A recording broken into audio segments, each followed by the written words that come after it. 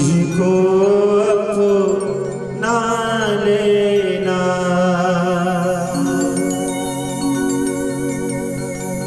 गुरुदेव दया करके मुझको अपना लेना। गुरुदेव दया करके मुझको अपना लेना। मैं शरण पड़ा तेरी, मैं शरण पड़ा तेरी, चरणों में जगा देना। गुरुदेव कृपा करके मुझको अपना लेना।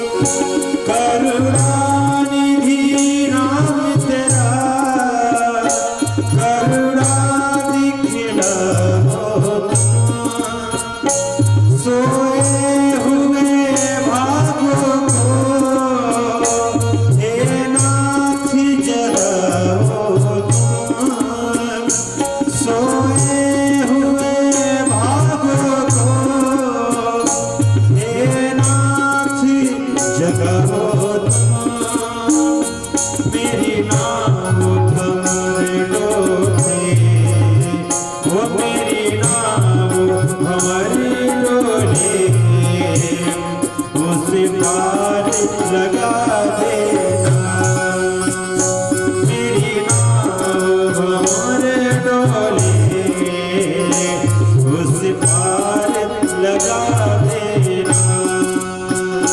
गुरुदेव दया करके मुझको अपना लेना।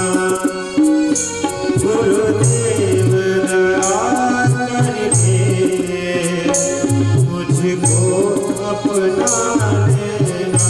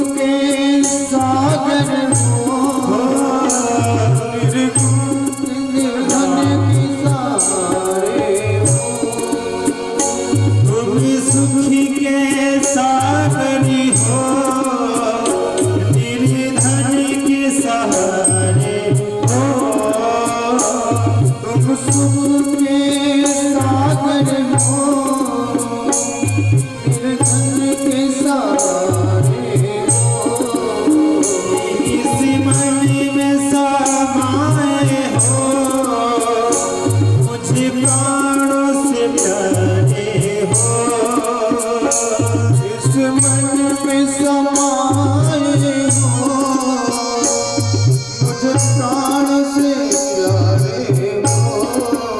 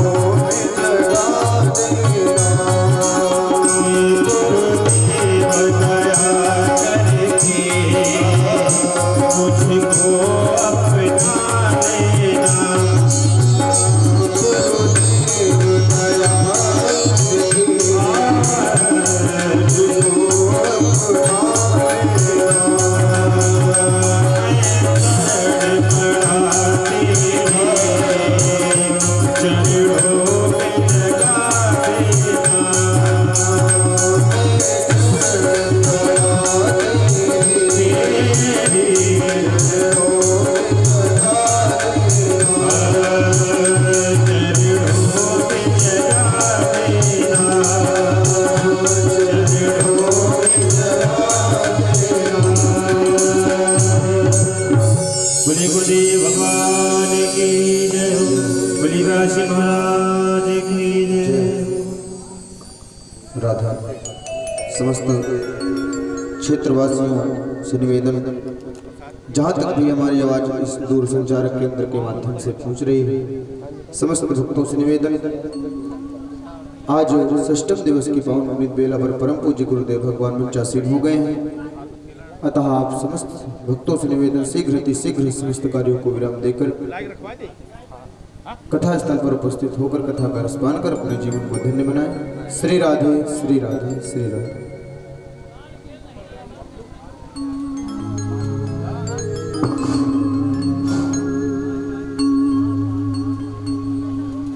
बोलिए गणपति गजानन भगवान की जय। श्री वृंदावन बिहारी लाल की जय। भागवत भगवान की जय। ओम नमः परमहंसास्वादित चरण कमल चिन्मकरंदाय भक्तजनमानस निवासाय महाराजाधिराजाय भगवते श्रीरामभद्राय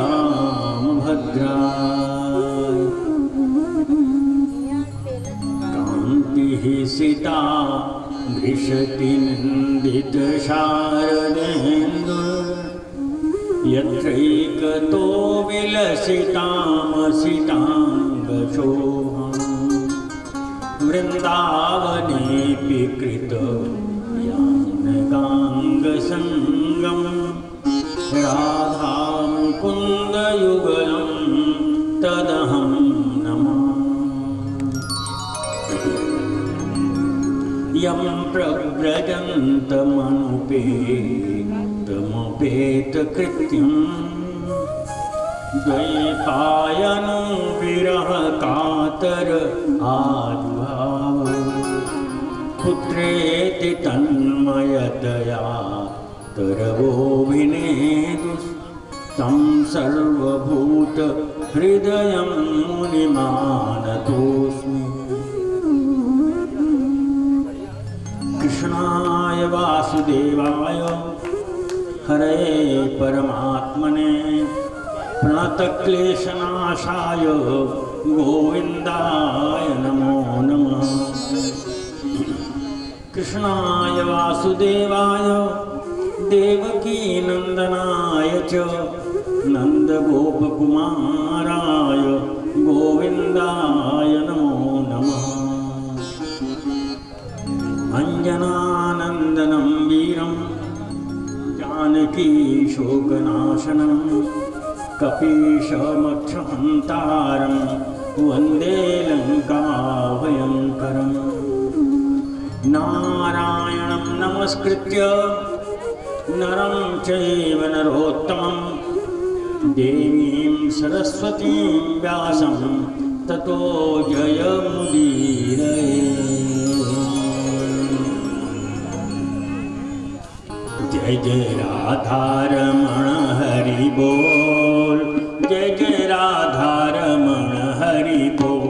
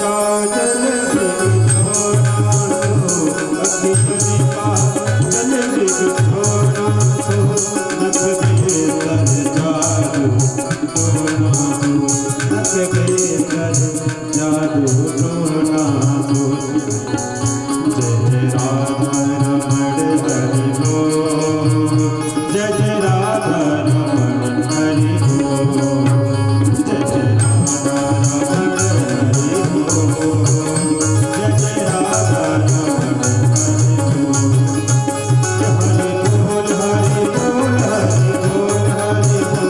हरि बोल हरि बोल हरि बोल हरि बोल हरि बोल हरि बोल हरि बोल हरि बोल हरि बोल हरि बोल हरि बोल हरि बोल हरि बोल हरि बोल जय राधा रमण हरि बोल जय राधा रमण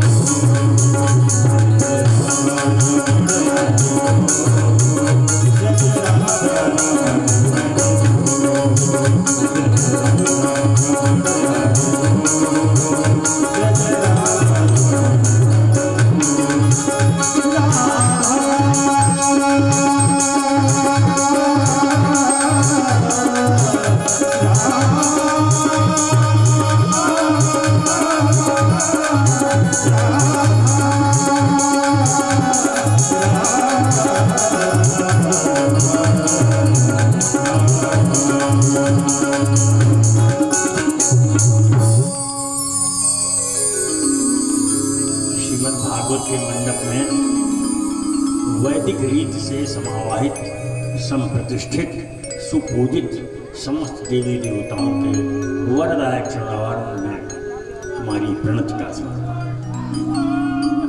मंडप में विराजमान विद्वान कर्मकांडी आचार्य बंधु आप सबका सादर अभिवादन और इस द्विवेदी परिवार के पूज्य सद्गुरुदेव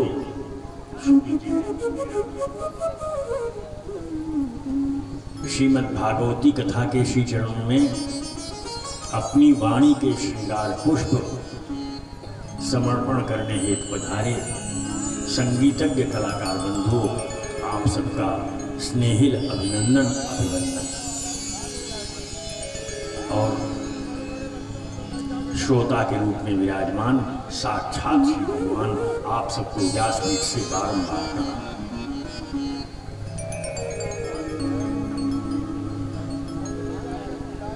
जो समय मिला हुआ है उसका सुंदर सदुपयोग करते हुए चलिए अपने मन शरीर से उच्छलत तरंगा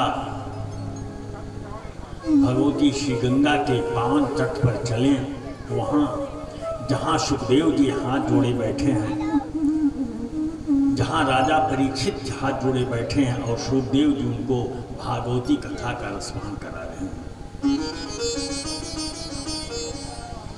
कल हमने देखा था बड़े उत्साह और मनोयोग के साथ हम सब लोगों ने गोप बालकों के साथ ब्रजवासियों के साथ गिरिराज गोवर्धन की पूजा की थी। इधर गोवर्धन गिरिराज की पूजा हो रही थी और उधर देवताओं के दूतों ने जाकर के देवराज इंद्र से निवेदन किया, देवराज हजारों हजार वर्षों से चली आ रही परंपरा प्राप्त आपकी पूजा बंद, अब आज से वृंदावन में पहाड़ों की पूजा होगी आपकी जगह पर। इंद्र तो क्रोध से आग बबूला हो गए, अरे मेरी पूजा की जगह पर्वत की पूजा, पहाड़ की पूजा।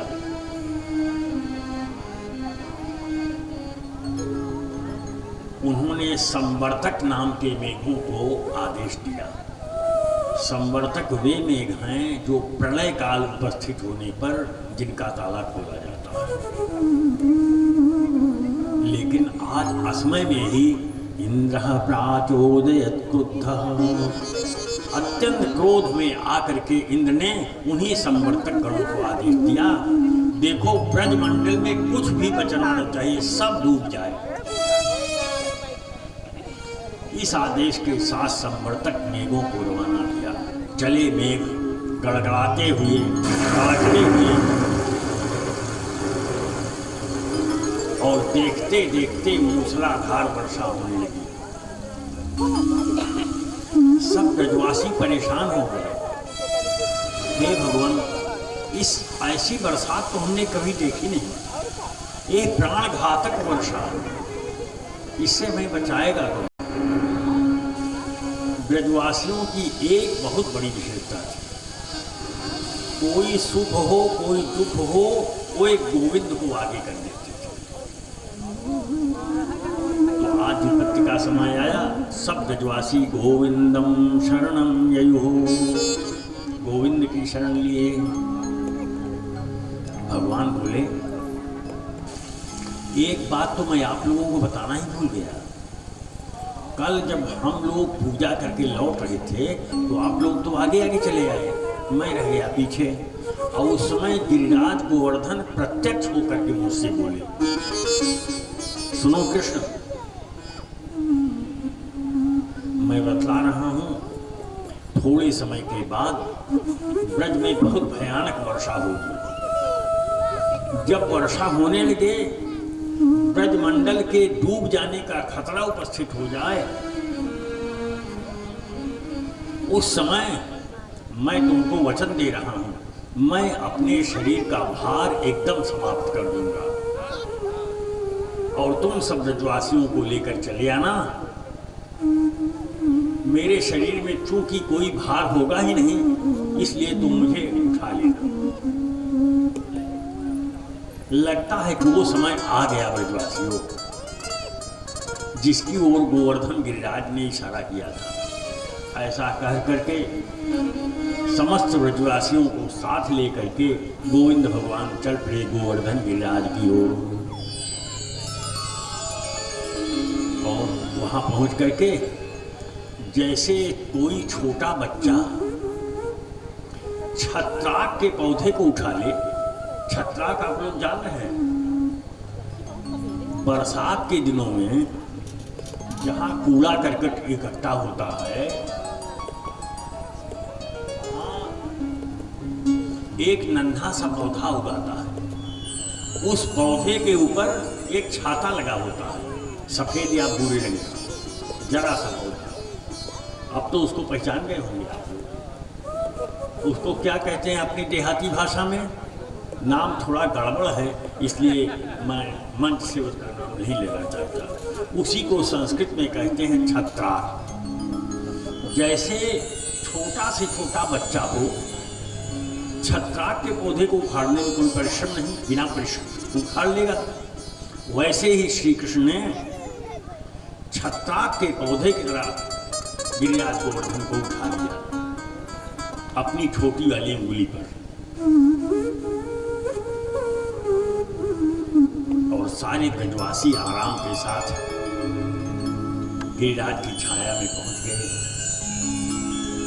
2-4 दिन बीते,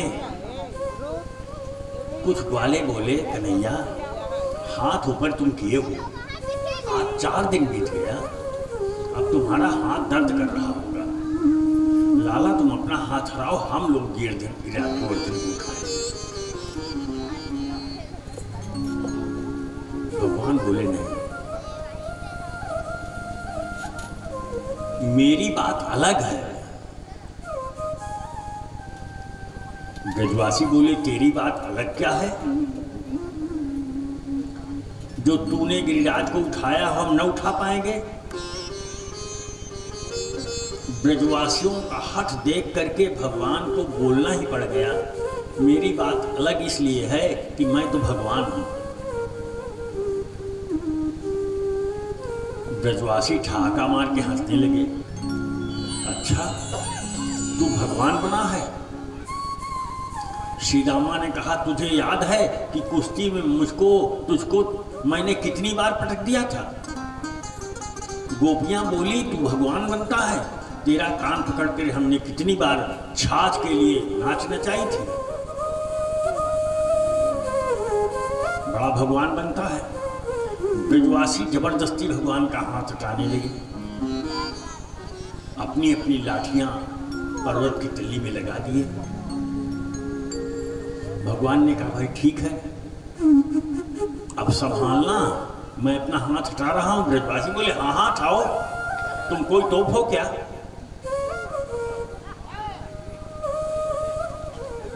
भगवान ने जरा सा अपनी उंगली को टेढ़ा कर दिया और सारे ब्रजवासियों की लाठी पट पट पट पट टूट गई। तब घबराए, अरे लाला, गोवर्धन गिरिराज को तू ही उठा सकता है, हमारे बस की ये बात नहीं है। इसी प्रकार बड़े आराम के साथ 7 दिन बीत गए। देवराज इंद्र मुआयना करने आए, देखो कुछ ब्रज में बचा तो नहीं है। यहाँ आए तो देखा यहाँ तो जेठ वाली आंधी चल रही है, पानी का कोई नाम निशान नहीं है। ये क्या आश्चर्य है? और ये पर्वत जमीन से ऊपर कैसे उठा हूं भाई? ऐरावत हाथी से नीचे उतर करके इंद्र ने जब झांका, उन्होंने देखा मुकुंद भगवान गिरिराज गोवर्धन को उठाए हुए हैं।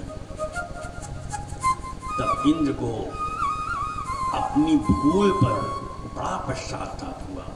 ओहो, मुझे अहंकार हो गया था, मुझे वास्तविकता का ज्ञान कराने के लिए ही भगवान ने लीला की। मुझे अभिमान हो गया था त्रिलोकी का स्वामी मैं ही हूं। आज मुझे मालूम हो गया कि मेरी हैसियत कुछ भी नहीं है। भगवान ने गिरिराज गोवर्धन को रख दिया, बाहर आए। देवराज इंद्र ने दंडवत किया और ऐरावत हाथी ने अपनी सूंड से आकाशगंगा का जल लिया। कामधेनु गाय आई और सब ने मिलकर भगवान का अभिषेक किया। कामधेनु माता और इंद्र बोले, हे मुकुंद मोहन, आपके वैसे तो हजारों नाम हैं, लेकिन आज हम आपको एक नया नाम देना चाहते हैं। भगवान बोले, गौ माता तुम्हारी जो आज्ञा, मैं तो तुम्हारे लिए ही अवतीर्ण हूं, मेरा नाम ही गोपाल है। तो कामधेनु ने इंद्र के साथ वचन किया, महाराज आपसे आपका एक नाम हम दे रहे हैं, बोलो गोविंद भगवान की जय। ये जो गोविंद नाम है एक कामधेनु का दिया, इसलिए इस नाम का बड़ा भारी महत्व है। गायों के द्वारा दिया हुआ भगवान का नाम है। भगवान ने 7 दिनों तक गोवर्धन धारण किया। अच्छा, दिन कुल कितने होते हैं? अब आप लोग कुछ बोलिए तभी तो कथा आगे बढ़े। कितने दिन होते हैं भाई साहब? 7। और 7 दिन श्री कृष्ण ने गोवर्धन धारण किया। इसका एक मतलब यह भी है, जिंदगी में कितने दिन होते हैं? कुल 7। 8वां दिन तो मना नहीं है। जिंदगी में कुल 7 दिन होते हैं और 7 दिन भगवान गोवर्धन धारण करते हैं। इसका मतलब क्या हुआ? गो वैसे गायों को कहते हैं, लेकिन गो के प्रधान अर्थों में एक अर्थ है इंद्रियां, आँख, कान, नाक, हाथ, पांव, ये सब 5 कर्म इंद्रियां और 5 ज्ञान इंद्रियां, इनका एक नाम गो भी है।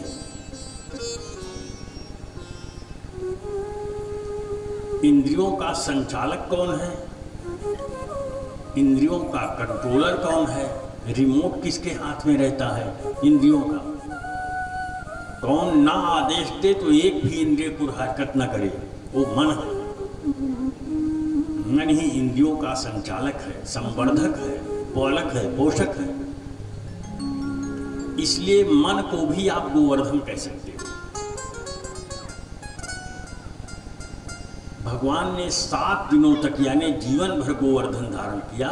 एक अर्थ इसका यह भी है कि भगवान ने जीवन भर अपनी इंद्रियों को कंट्रोल में रखा। गोवर्धन धारण के ठीक बाद रासलीला की कथा आती है। मानो संकेत दे रहे हैं भगवान कि जिसने इंद्रियों को मर्यादा के अंदर रखने की आदत डाल रखी है, जो अपनी समस्त इंद्रियों को काबू में रखता है, मर्यादा के अंदर रखता है, उसके जीवन में रासलीला का होना बिल्कुल तय है। ऐसे समझो,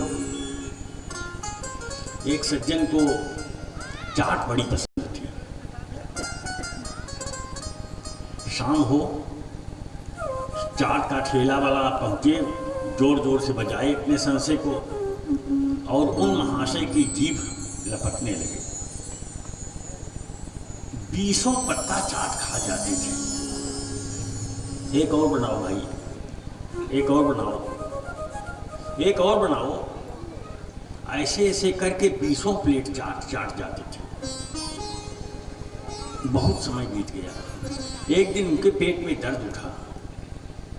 डॉक्टर के पास गए। डॉक्टर ने कहा, आप क्या खाते पीते थे? आपके पेट में तो भयानक अल्सर पैदा हो गया है।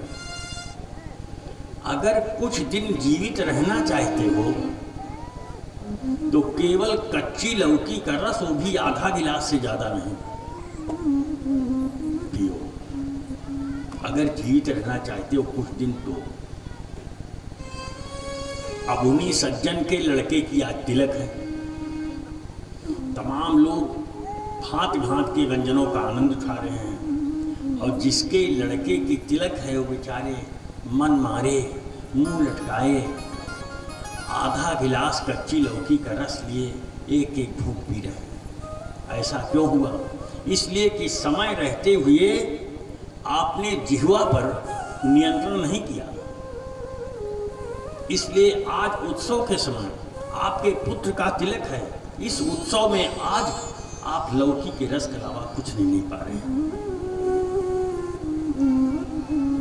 और जो व्यक्ति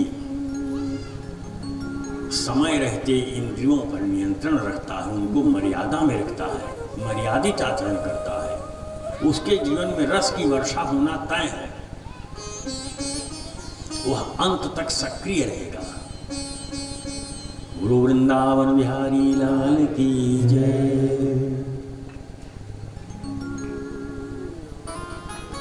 आगे भगवान की रासलीला का वर्णन है। भगवान की वह रासलीला जो भागवत का सबसे रहस्यमय, सबसे महत्वपूर्ण, सबसे रस भरा और सबसे विवादित विषय है रासलीला। उस रासलीला में प्रवेश हम लोग करते हैं। ध्यानपूर्वक सुनिए। शीशुकुवाच। अब यहाँ हर जहाँ शीशुकुवाच का मतलब है श्रीमान सुखदेव जी बोले। यहाँ ये अर्थ नहीं है, संतों ने बताया। यहाँ क्या अर्थ है? शीशुकुवाच। श्री जी का तोता, शुक माने तोता होता है। श्री शुक यानी राधा रानी का तोता बोला, ये अर्थ यहाँ पर है श्री शुकुवाच। श्री माने राधा रानी। इसीलिए एक श्लोक आप पढ़ते होंगे भागवत के प्रारंभ में, सच्चिदानंद रूपाय विश्वोत्पत्त्यादि हेतवे तापत्रय विनाशाय श्री कृष्णाय नमः। किसी ने कहा श्री कृष्ण तो राधा रानी के बिना कभी रहते नहीं और तुम अकेले श्री कृष्ण को प्रार्थना कर रहे हो, उनकी प्रार्थना कर रहे हो। व्यास जी ने कहा जी नहीं, हमने कहा श्री कृष्ण आए। श्री जी के सहित कृष्ण भगवान की हम वंदना करते हैं, यानी राधा कृष्ण भगवान की हम वंदना करते हैं। तो यहाँ शीश कुवाच। अब रासलीला का पहला शब्द देखिए क्या है। भगवान पिता रात्रि शरदोत्फुल्ल मल्लिका वीक्षरन्तुं मनश्चक्रे योग स्वयमुपवृतः। रास लीला का, महारास का पहला शब्द है भगवान।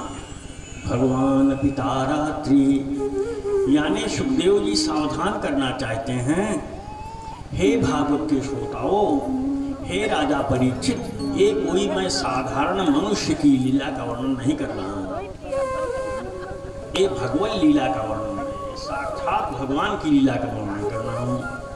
भगवान पिता रात्रि। अब भगवान कैसे हैं? भगवान कैसे हैं? ध्यान दीजिए, भगवान पिता, भगवान जो अपिता है।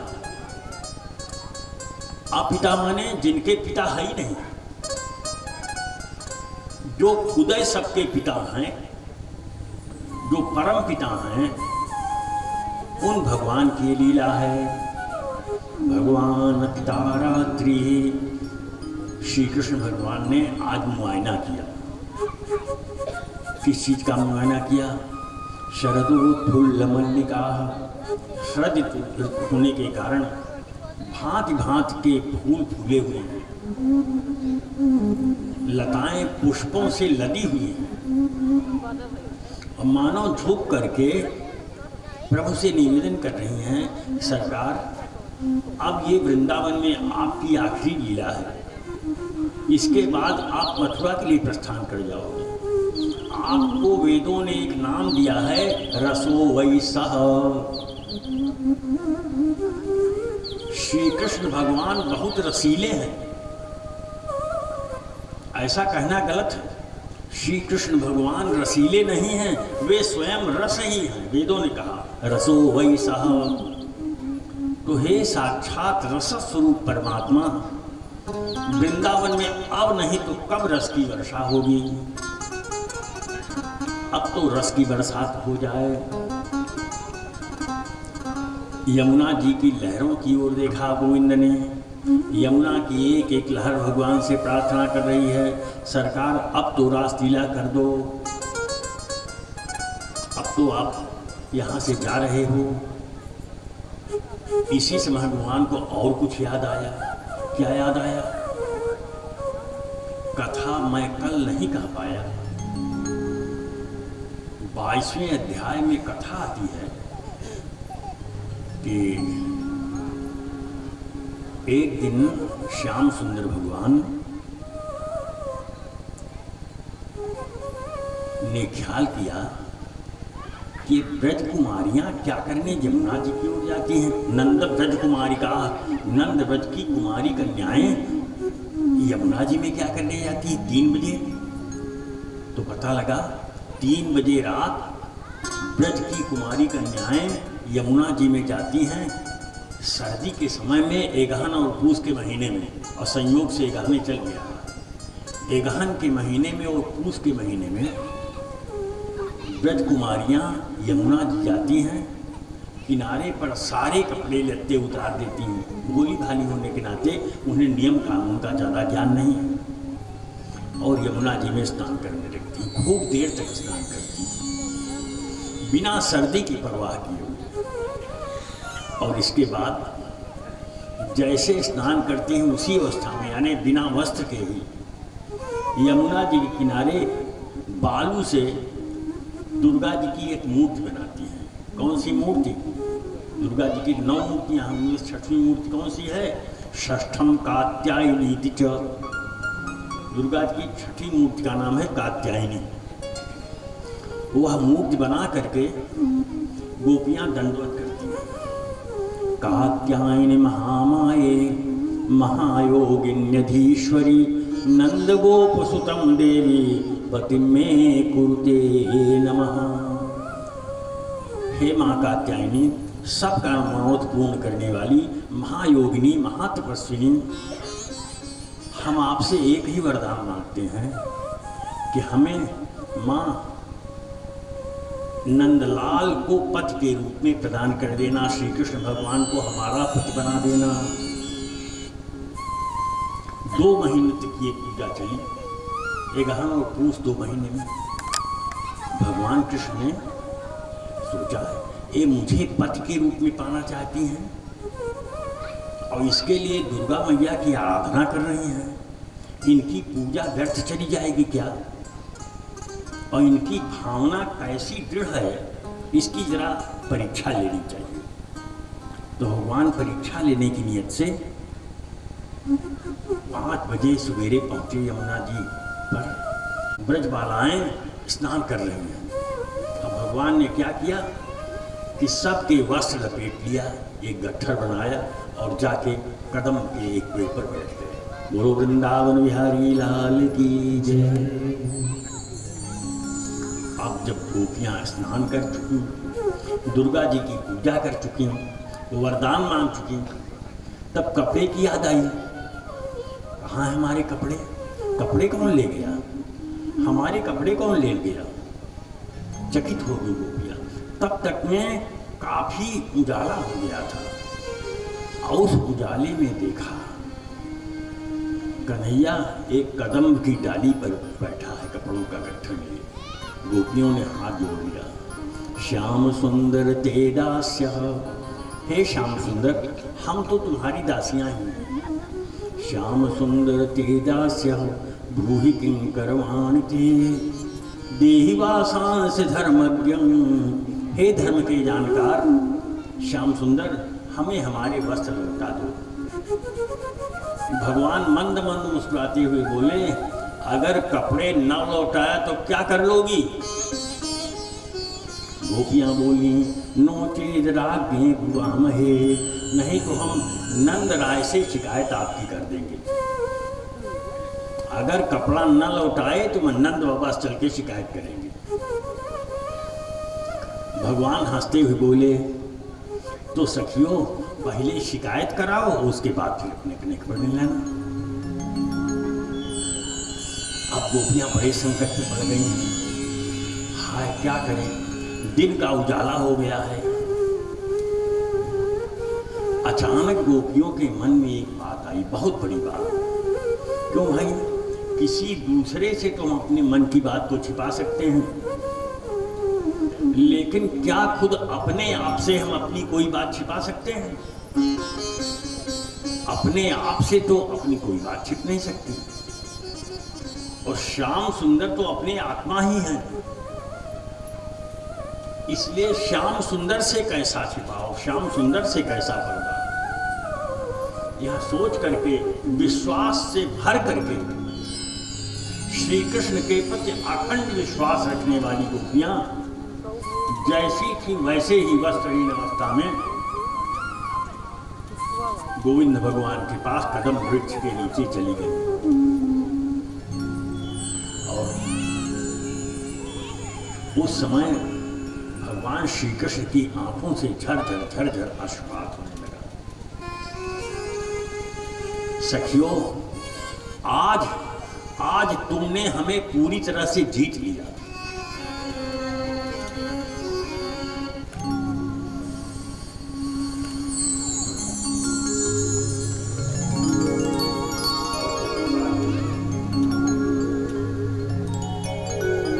हे सखियों, तुमने आज हमारे ऊपर, मुझ श्री कृष्ण के ऊपर विजय पा लिया। और यदि मैं सैकड़ों बार कृष्ण के रूप में जन्म लूं तो भी गोपियों तुम्हारे ऋण से मैं पूर्ण नहीं हो सकता।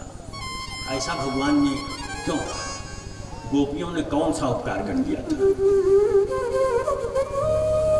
गोपियों ने यही उपकार किया कि श्री कृष्ण के ऊपर अखंड और अनंत विश्वास किया।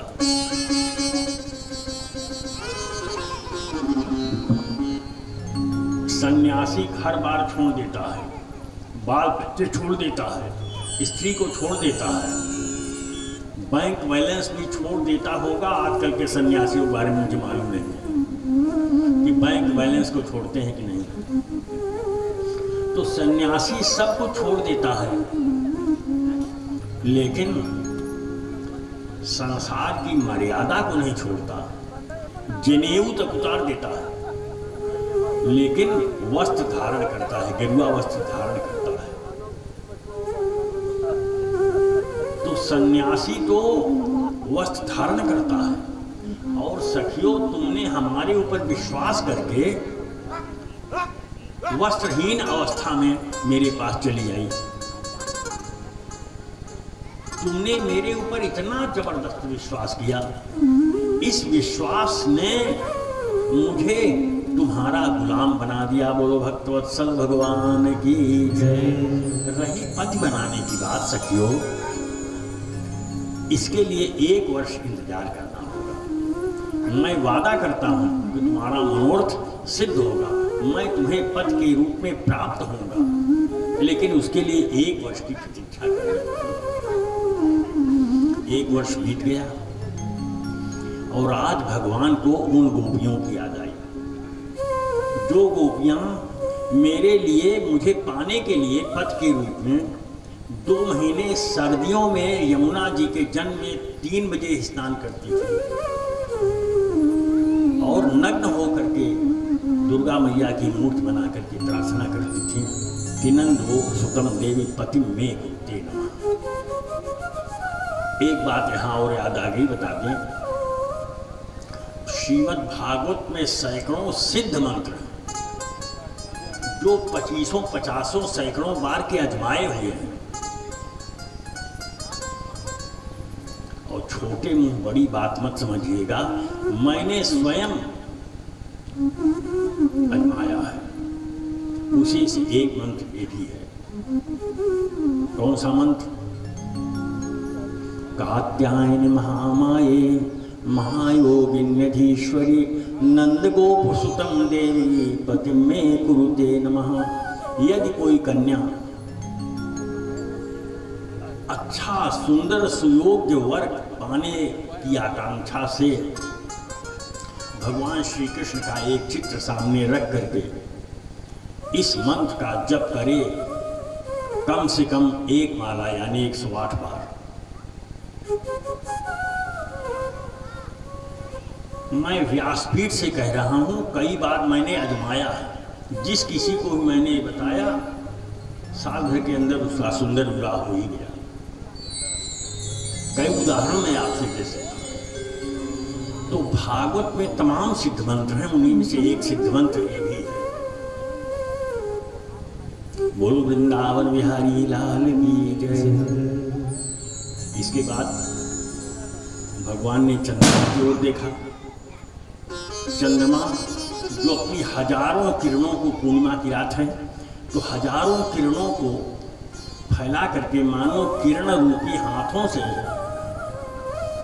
हाथों को जोड़ करके भगवान से प्रार्थना कर रहा है, सरकार अब रास हो जानी चाहिए, रस की वर्षा हो जानी चाहिए। तो भगवान पिता रात्रि शरदोत्फुल्ल मल्लिका वीक्ष्य रंतुम मनश्चक्रे रंतुम मनश्चक्रे। भगवान ने रास लीला करने का मन बनाया। एक एक शब्द का ध्यान दीजिएगा, मन बनाया। सुखदेव जी कहना चाहते हैं, दर्शन शास्त्र जिन्होंने थोड़ा भी अध्ययन किया है वे जानते हैं कि भगवान के पास सब चीज है, लेकिन मन ही नहीं है। उनके पास मन नहीं है और बिना मन के कोई काम होता नहीं। तो भगवान कृष्ण के सामने समस्या ही, मन कहाँ से लाएं? तो उन्होंने ब्रज बालाओं के मन को अपना बनाया। ब्रज स्त्रियः कृष्ण गृहीत मानसाः, कृष्ण गृहीत मानसाः, श्री कृष्ण ने उनके मन को ग्रहण कर लिया। परिणाम क्या हुआ कि ब्रज बालाएं तो हो गई बिना मन की और श्री कृष्ण भगवान हो गए मन वाले। धन्य है ब्रज बालाएं जिनके मन को स्वयं भगवान ने चुरा लिया। अब मन भी तैयार हो गया, लेकिन एक काम के बिना रास लीला हो नहीं सकती। वो क्या है? बिना राधा रानी के गोपियों को रास लीला का आनंद मिल ही नहीं सकता। इसलिए भगवान ने क्या किया, राधा रानी को बुलाया। सुखदेव जी महाराज ने लिखा,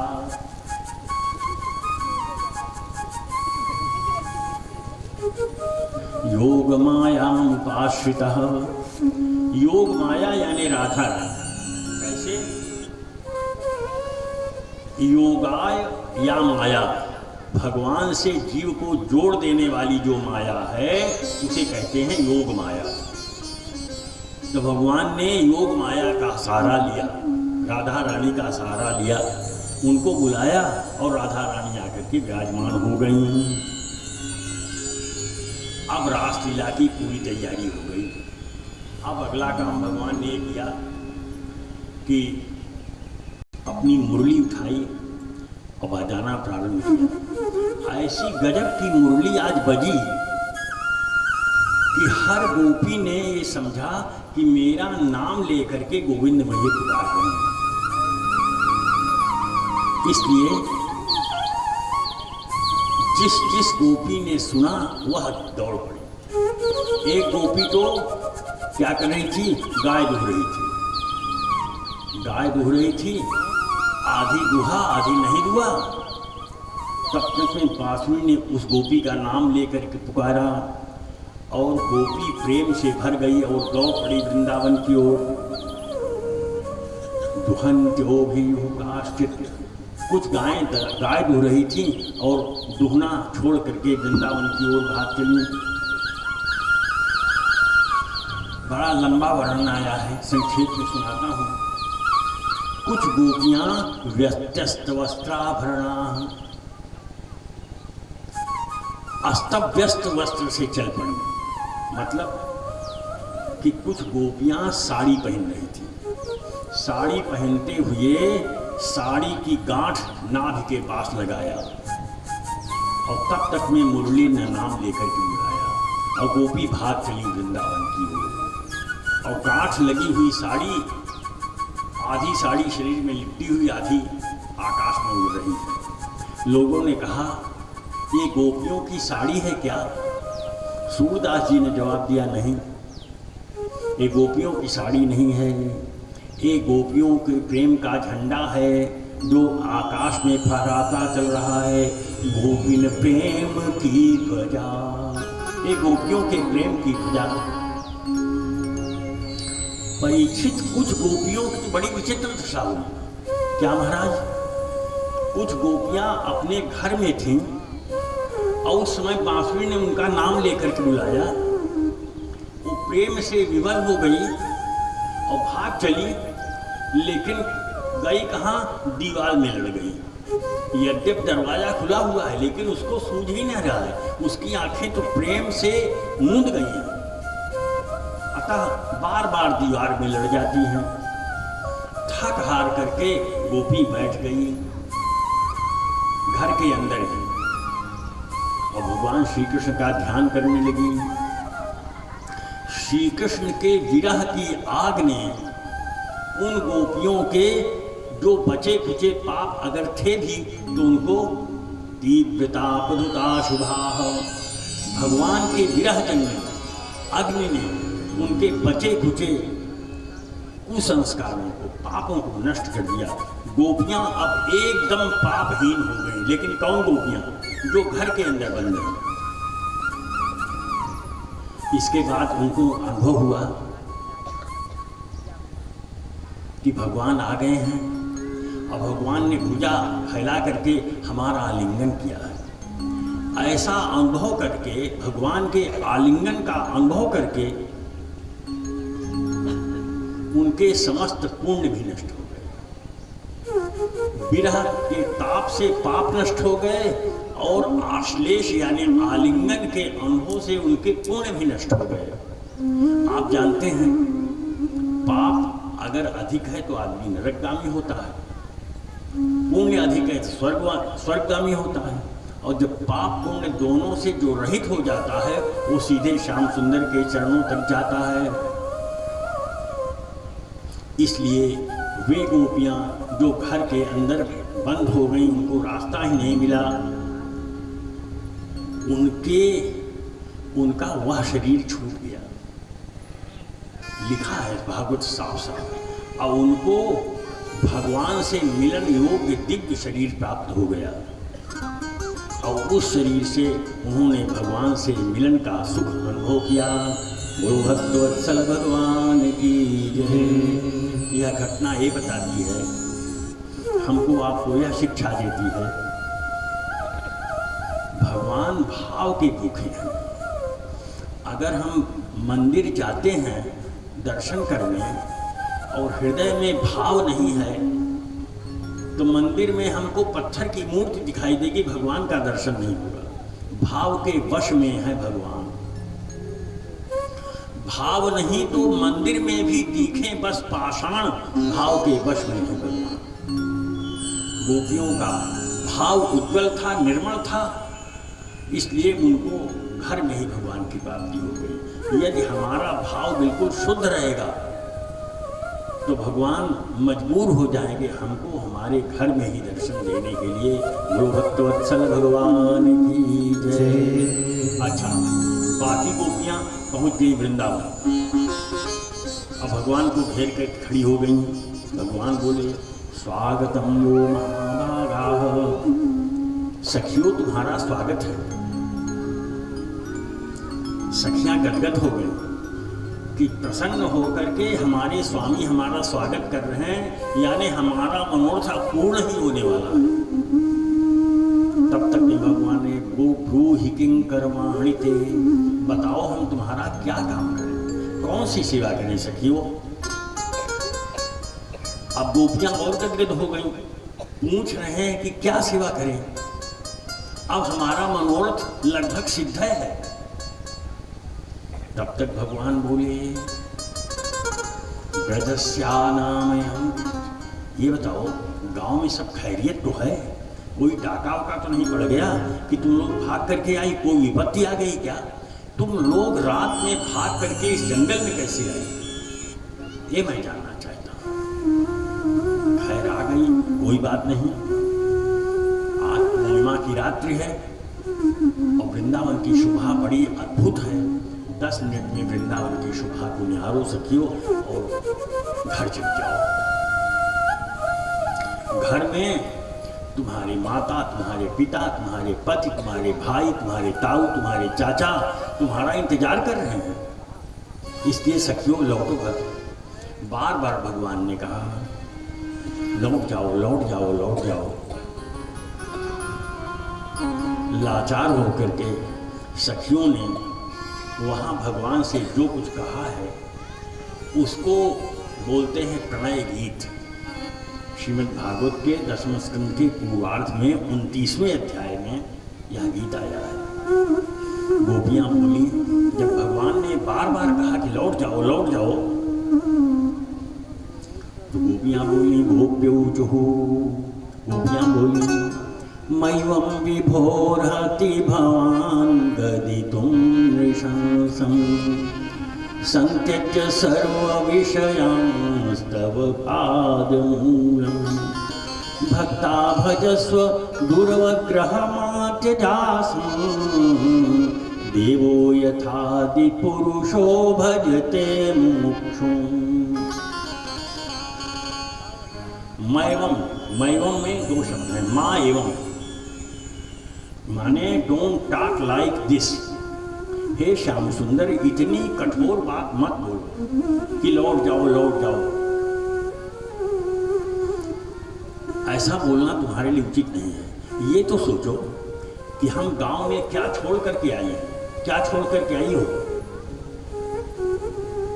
संत्यज्य सर्व विषयान, हम सर्व विषयान संत्यज्य, समस्त विषयों को त्याग करके आई हैं। संत्यज्य माने सदा सदा के लिए त्याग करके आई हैं। हम सभी विषयों को, यानी शब्द को, स्पर्श को, रूप को, रस को, गंध को सदा सदा के लिए त्याग करके आई है। कहाँ आई हैं? तव पादमूलम, आपके चरणों की शरण में। अच्छा सखियों, ये सब बात छोड़ो, ये बताओ कि तुम सबका नाम क्या है। गोपियाँ बोली, जब हम गांव में थे तो हमारे अलग अलग नाम थे। किसी के नाम ललिता, किसी का नाम विशाखा, किसी का नाम कादम्बिनी। लेकिन जब यहाँ आ गई हैं तो अब हमारे सब नाम पीछे छूट गए। अब हमारा एक ही नाम है, क्या? भक्ता। हमारा एक नाम है भक्त। क्या भागवत की भाषा है। क्या भूलो क्या याद करो। इस भक्ता शब्द में कितने भाव भरे हैं। एक तो भज सेवायाम, भज धातु सेवा करने के अर्थ में आती है, अर्थात हम तुम्हारी सदा सदा की सेविकाएं हैं, हमें अपनी सेवा में स्वीकार करो। दूसरे, भक्त का एक अर्थ होता है भात। भक्तम भुनक्ति देवदत्ता, देवदत्त भात खाता है। भक्त माने भात। तो भात यहां क्या करने आया? ध्यान से सुनिएगा, आप भात की जीवनी जरा देखिए। भात इसके पहले क्या था? चावल था कि नहीं? और चावल बनने के पहले क्या था? धान था।